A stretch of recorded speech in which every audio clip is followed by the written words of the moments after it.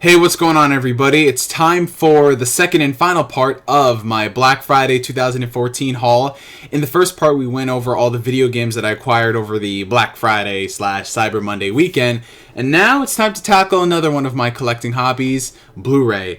And I did mention in the last Blu-ray update that I did, I think it was around August, that I was kind of weaning myself off of collecting the format because, well, I'm running out of space. Obviously, you can't see it from here, but this entire bookcase is 6'5", and it's filled with nothing but Blu-ray. I'd say a good 95% of it is filled with Blu-ray, and that is insane. You never know how much you have in a collection until it's propped up there, and you have to start stacking movies in front of each other to make some space. But I'm finding a way to make sure everything fits accordingly. Granted, it's not going to be the prettiest thing in the world. It's going to be pretty uniform, but hey, what do you got to do when you have a limited space like that?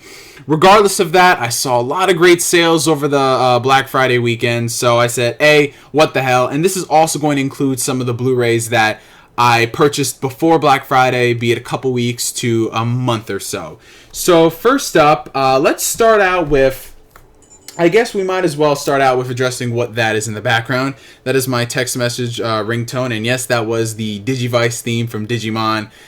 You guys know I love that series so gosh darn much, so hey, it was kind of fitting.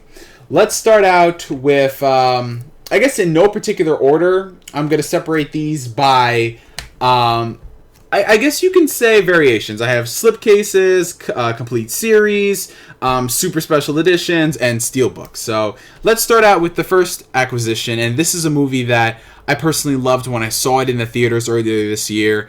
It's been a very long time since we've seen this character in the spotlight. I think it's been around 10 years since the last one, and it was just so great to see this guy make his return in a fitting way, and that, of course, is the return of the king himself, Godzilla, or Gojira, if you will. And I gotta say, this movie kicked ass. I loved every single minute of this film. Now, I know this is probably the most polarizing movie of the year. There is no place where you see an enormous amount of positive reviews that isn't followed by an equal amount of negative reviews.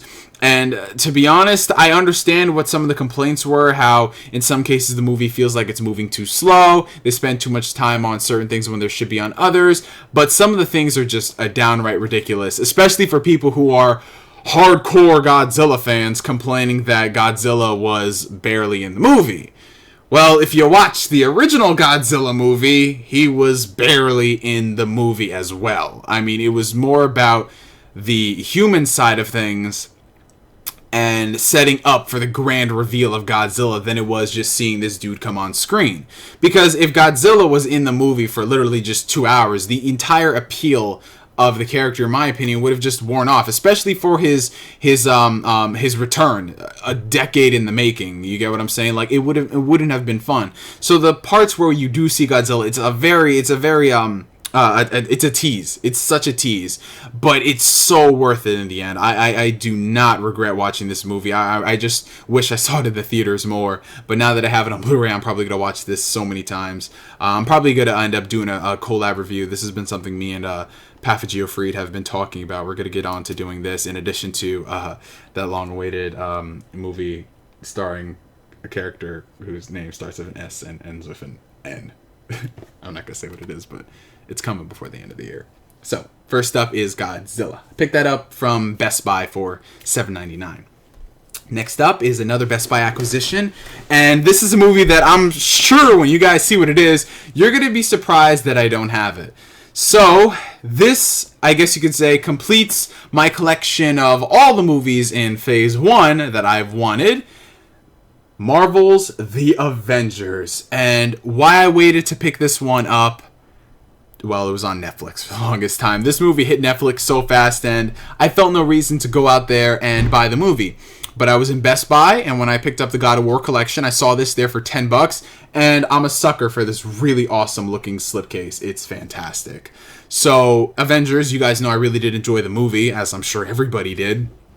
For $10, I don't regret this, and it was a very beautiful movie. So, for $10, The Avengers. Do not regret that at all. Alrighty, now let's move on to some anime. Yes, I've actually picked up some anime. I don't remember the last time I bought anime. I'm inclined to say that it was when I purchased Akira and Wolf Children. But then again, I think there was some other stuff I got along the way, like for my birthday, Dante 86 and Crazy Black Man brought me Yu Yu Hakusho seasons 3 and 4 on Blu-ray.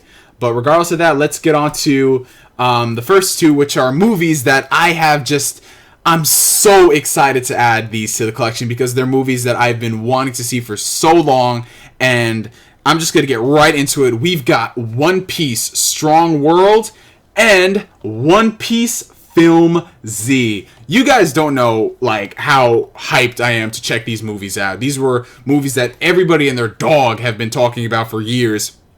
But being as how I'm not a major One Piece fan, like I keep up with, I guess, my pace of the series, which is watching 20 episodes every couple of months.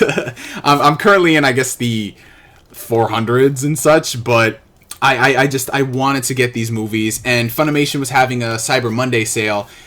Strong World was, I believe, $13, and Film Z was only $10. And Film Z only came out, I think it was about a month or two ago. So I got both of these for around $20, $22, and I don't regret them at all, especially considering they've got pretty good packaging. This one in particular, it's got it's a little bit indented where you can actually feel the characters. And no, if you guys are wondering, you cannot feel Nami's breasts because her breasts aren't really visible in this. So get off the internet, you perverts. But yes, One Piece Strong World and One Piece Film Z. Can't wait to check these guys out. Okay, so 4 down, and we got 1, 2, 3, 4, 5 to go. Alrighty, this one just came in the mail today. We have Steins Gate, the complete series. Yes. I know like 30 people right here are about to flip their shit because everyone and their mother has been telling me to pick up Steins Gate. Mother, dog, grandma, the gopher down the street. Steins Gate is a fantastic show from the couple episodes that I have seen. I know the the boss of Billy, James Baker, he's definitely hyped up about this. And Steins Gate was a series I wanted to pick up for a while, but I was waiting for it to go for cheap because the individual parts alone I would always see for like $40, $50. But Amazon had this on sale for $24.99 for the complete series. So that is just fantastic. It's brand new, not used, and I am definitely going to be binging the crap out of this after I finish up all of these other movies. So Steins Gate, the complete series. And this one should be no shock to everybody.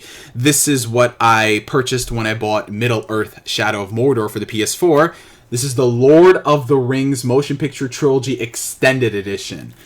Yeah, this and me have a lot of history, especially with the Lord of the Rings franchise. I've been wanting to own this series on Blu-ray for a while, and I was so tempted to pick up the original Blu-ray release, but that was the bare bones vanilla release that didn't have the extended editions or the features. But when this came out, I wanted to pick it up, but it was always so gosh darn expensive. Even when I saw it for cheap for what this set is, I was still not ready to take the plunge. But with that set, this essentially equated to like $25, $6. And I think that's fantastic. You have all 3 Lord of the Rings movies. It's 15 discs, the complete edition, and over 26 hours of bonus content and a documentary on here. So this is just incredible. This is definitely one for the history books. This is something that I am going to get so much time out of it. I'm going to have to pace myself. I probably won't finish this for an entire year, but I don't regret this, especially for the price that I paid, especially considering it is one of the best motion picture trilogies of all time, right up there with Back to the Future,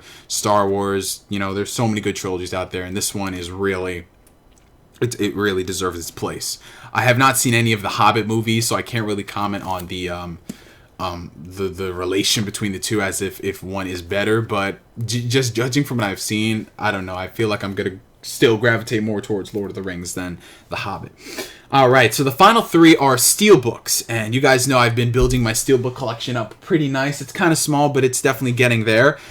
This is one that I saw the movie when it came out in theaters, and I did enjoy it. I thought it was a pretty decent movie, especially considering that I read the book for it, and that is Ender's Game. This is the exclusive Target Steelbook, which comes with this Target ticket, Ultraviolet. I don't know what that's for. I know what Ultraviolet is. I don't use it because well, if I'm watching the movie, it's going to be at home on my TV. But it's a definitely an interesting movie. I really did like Ender's Game. The one reason why I'm kind of like, it's like, okay, since I read the book, it's an ongoing, not an ongoing series, but there's more to the story than just this movie. There's so much left for them to adapt, and it's really kind of disheartening considering that we don't know if this is going to get a sequel or not. I don't think that the studio is going to go forward with it, and if they do, it's not going to be for a couple of years. But it's still a decent movie nonetheless. I just wish that we got a confirmation if we are going to get a sequel on it, because the sequel is where things are just going to go crazy and expand upon themselves. So I really do hope that they do that. But it's nice that I got this, and this was, I think, like $13 at Target. Okay. One of my favorite movies of this particular genre that I'm pretty sure everybody who's seen this probably loves it. That is Shaun of the Dead. This is a re-release Steelbook that Universal put out that comes with like alternate packaging. As you can see, it's a special edition. It comes with the same things. You get an ultraviolet code, and then you just get the Blu-ray. Shaun of the Dead, there's really not much else that I can say that nobody else hasn't. I really did like it. Edgar Wright, this is one of my favorite movies he's done. Edgar Wright, I mean, while I give him a lot of flack for the stuff that he did with Ant-Man and how he basically wasted 10 years of Marvel's time on his vision that is not what they even wanted, he still made some good movies like Shaun of the Dead, Hot Fuzz, you get what I'm saying? He's made some good stuff. So I'm glad to have that. All I need to get is Hot Fuzz, and then I'll probably pick up The World's End. I do like this whole Steelbook thing. They had the Scott Pilgrim Steelbook, but since I already own the movie, I don't feel like rebuying it just for the Steelbook. But since I didn't own Shaun of the Dead, you get it. And this one is the latest pickup. I actually just picked it up today. Today's Tuesday, November 9th. When you guys are watching this, it's going to be Wednesday, November 10th. But this is a movie that really surprised me when I saw it in the theaters. I did not expect to really enjoy this as much as I did. I did a collab review when I was down in Texas with my friend Dante86, and I am of course talking about Guardians of the Galaxy. This is the exclusive Best Buy Steelbook, which comes in this Marvel collectible packaging, and this is awesome. This was $20 for the Blu-ray 3D, Blu-ray, and the digital copy.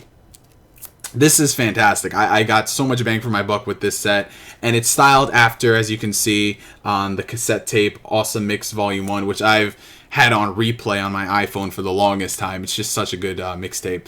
But yeah, I definitely did not expect this movie to end up as good as it did. It was definitely something I think Marvel took a risk on, and it succeeded. I mean, it's grossed over $700 million at the box office. That's insane, and it's a very funny movie. I could see myself watching this so many times. But I am worried about the sequel, though. If the sequel just follows this same path, I mean, it's kind of going to lose me. It's like, okay, we did this once. That's cool, but we don't just need this to be the comic relief of the MCU, if you get what I'm saying. And that's actually interesting.